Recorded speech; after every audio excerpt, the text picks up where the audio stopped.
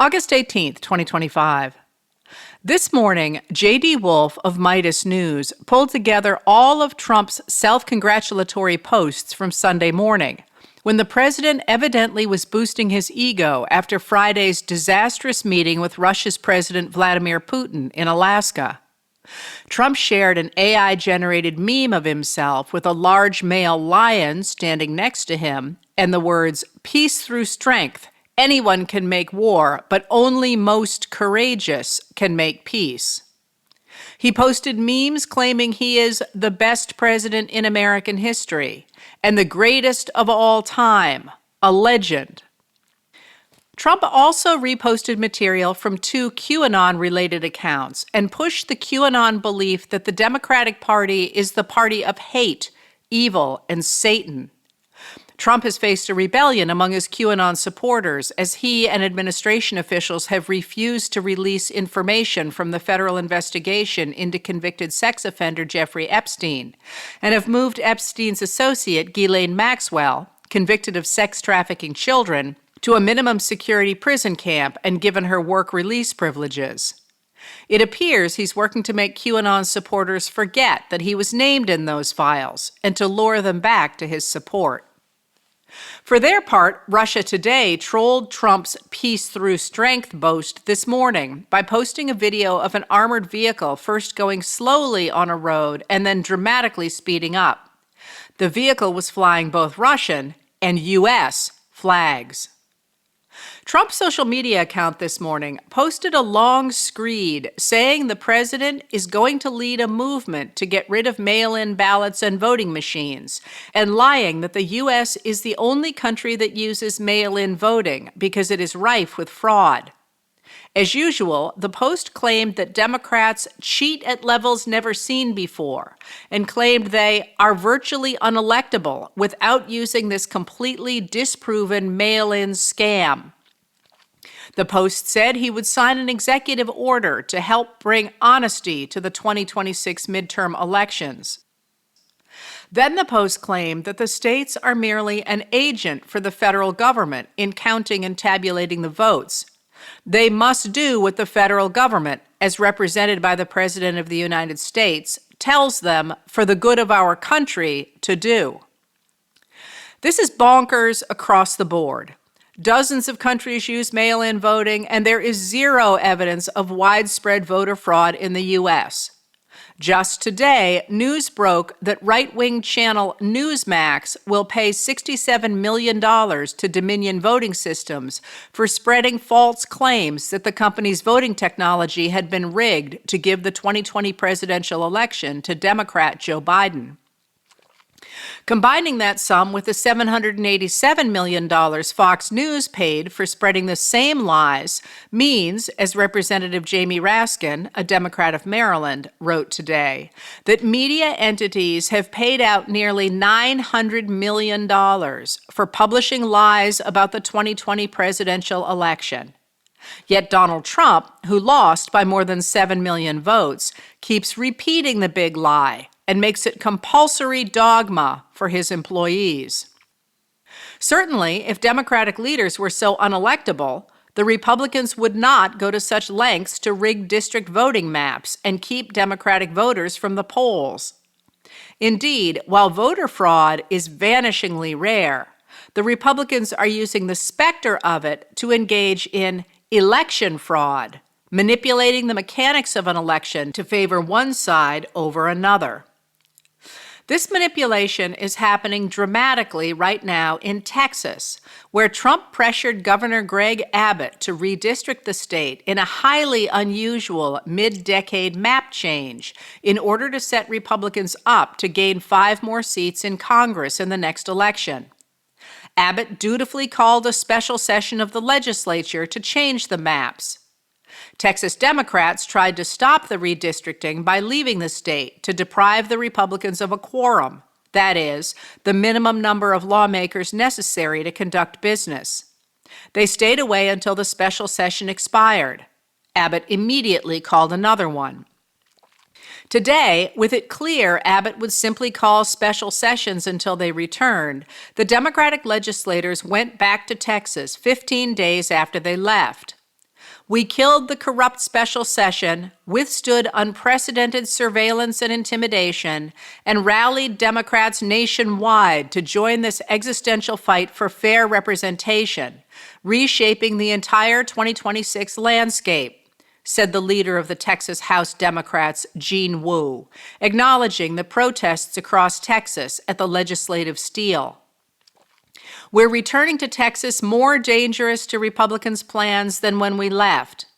Our return allows us to build the legal record necessary to defeat this racist map in court, take our message to communities across the state and country, and inspire legislators across the country how to fight these undemocratic redistricting schemes in their own state houses. Finally, the U.S. Constitution is very clear that no president has the power to dictate election rules.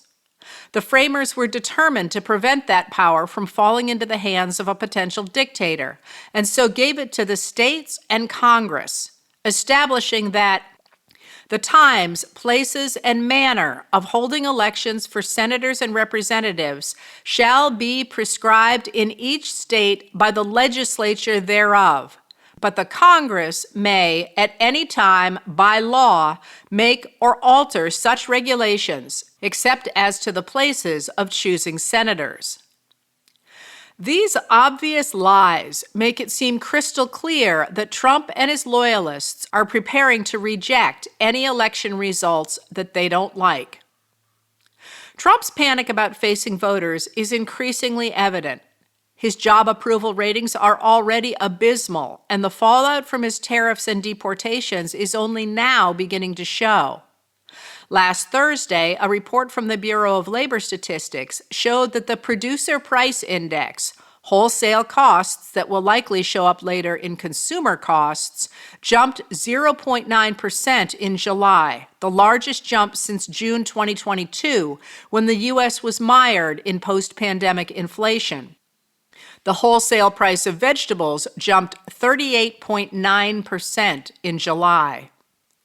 On Friday, the Nonpartisan Congressional Budget Office, or CBO, reported that the Budget Reconciliation Bill, called by Republicans the OBBBA for One Big Beautiful Bill Act, that adds $3.4 trillion to the federal deficit over the next decade, will trigger cuts of up to $491 billion in Medicare from 2027 to 2034, in addition to its cuts of almost $1 trillion to Medicaid over the next 10 years. The 2010 Statutory Pay-As-You-Go Act, or SPAYGO, automatically triggers cuts to government programs if the budget deficit increases as it is expected to under the new law, and Medicare spending would be on the chopping block. Although Democrats called attention to this threat to Medicare during debates over the measure, Republicans promised their cuts to Medicaid would target only waste, fraud, and abuse, and promised they would not touch Medicare. Today, Marty Schladen of the Ohio Capital Journal showed what those cuts actually look like in one state. Schladen reported that the cuts to Medicaid will take insurance from 310,000 people. Schladen also noted that the law ended the enhanced premium tax credit that made health insurance purchased on the Affordable Care Act's insurance markets more affordable for those who make between 100% and 400% of federal poverty guidelines. More than 530,000 people in Ohio have benefited from the program. Their premiums will go up dramatically when it expires at the end of this year, and experts warn that more than 100,000 healthier people will drop their coverage. That loss, in turn, will drive up costs for those remaining in the market. Scott Horsley of NPR reported on Saturday that electricity prices in the country have jumped more than twice as fast as the overall cost of living in the last year. Prices are going up as producers export liquid natural gas and as data centers swallow energy to fuel the AI boom. Elected on his promises to lower prices, Trump is in trouble with those who believed those promises. Today, former Ohio Senator Sherrod Brown, a Democrat, formally announced his candidacy for the Senate seat vacated when J.D. Vance became vice president. Brown noted that in Ohio, which has a population of about 12 million people, 500,000 are going to lose their health insurance. These are mostly working families that are working for an employer that doesn't provide insurance, or their kids, or their seniors, or their disabled people. Those are the people who are losing their health insurance. People didn't vote for that. They didn't vote for drug prices to go up. They didn't vote for higher grocery bills. They didn't vote for veterans' benefits being slashed. They didn't vote for any of this. On Thursday, the Pew Research Center reported that only 38% of Americans approve of Trump's job performance, with 61% disapproving of it. And then there is the increasing evidence that Trump is unable to manage the presidency.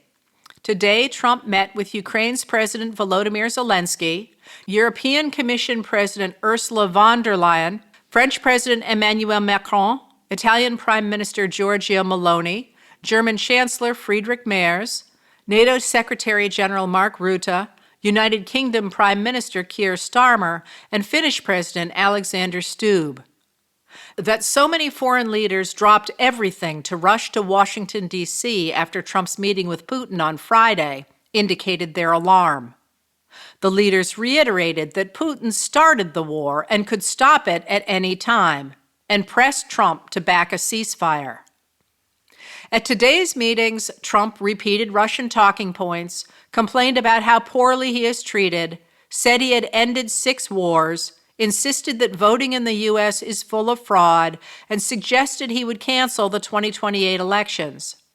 By the late afternoon, the president was unable to recognize President Stubb, who was sitting directly across the table from him. "President Stubb of Finland," Trump said. Looking around, Trump continued, "And he's somebody that, where are we here? Huh? Where? Stubb said, "I'm right here." Trump focused on him and answered, "Oh, you look better than I've ever seen you look." This evening, CNN senior White House correspondent Kristen Holmes reported that Trump paused his negotiation with European leaders to call Vladimir Putin. Her source said that European leaders were not present for the conversation. Ivan Nechepurenko of the New York Times reported that the call was 40 minutes long. Letters from an American was written and read by Heather Cox Richardson. It was produced at Soundscape Productions, Dedham, Massachusetts. Recorded with music composed by Michael Moss.